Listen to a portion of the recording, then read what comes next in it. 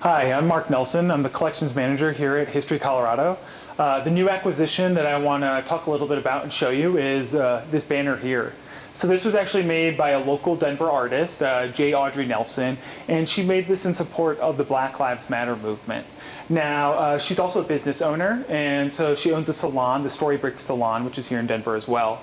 And so this banner was actually made and hung outside of her storefront on a number of occasions. It's actually made of a real variety of materials, as you can see. What's interesting about this piece is that this is actually the second iteration of the message that it conveys. So right now it says Black Lives Matter, Black Smiles Matter, Black Hopes and Dreams Matter, Elijah McClain was a treasure.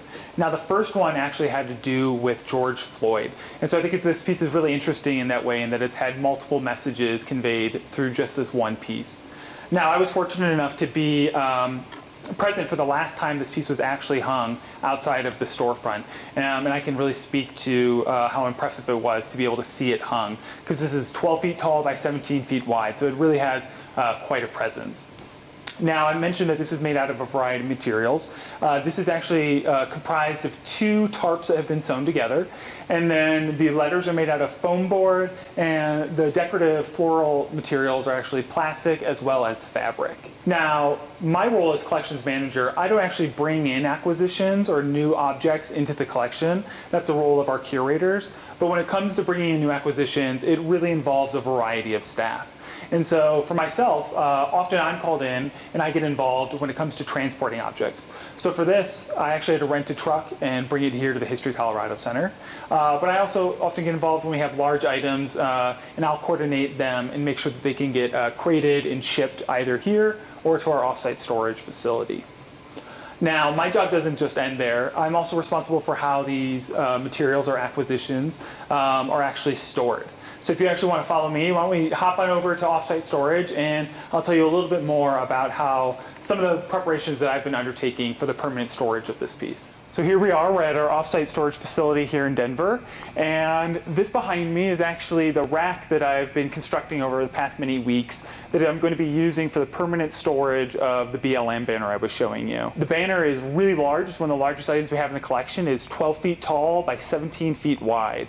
And with an item of this size, it really poses some unique challenges when it comes to storing the piece. You may have noticed when we were at the center, it's currently hanging. And right now that's all right. But for the long-term storage of the piece, that's really not ideal, because all of the weight right now is is pulling down from the very top of the banner where it's hanging. And so it's okay for now, it's on grommets, but over the course of many months, many years, that's going to eventually do some damage. And so that's really not the best option for storing it. And usually with a banner, I would either roll it or fold it, but I really can't do either of those either because of how it's constructed.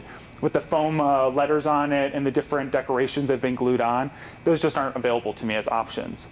So with those three options, not on the table, I had to get creative, and this is the solution that I came up with.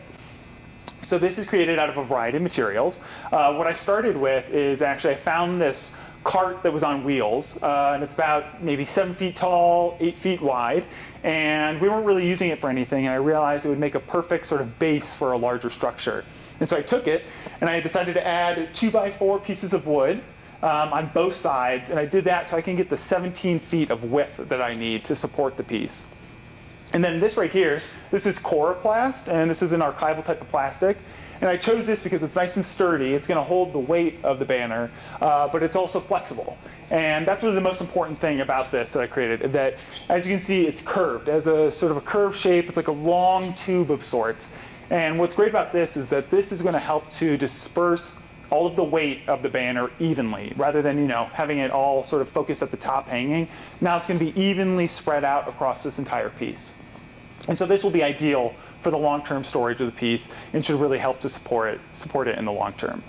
So I hope you've enjoyed seeing this little behind-the-scenes aspect of some of the work that goes into bringing new acquisitions into the collection, and hopefully you have a better understanding of the variety of staff and different types of work that go into bringing items like this into the History Colorado collection as a whole.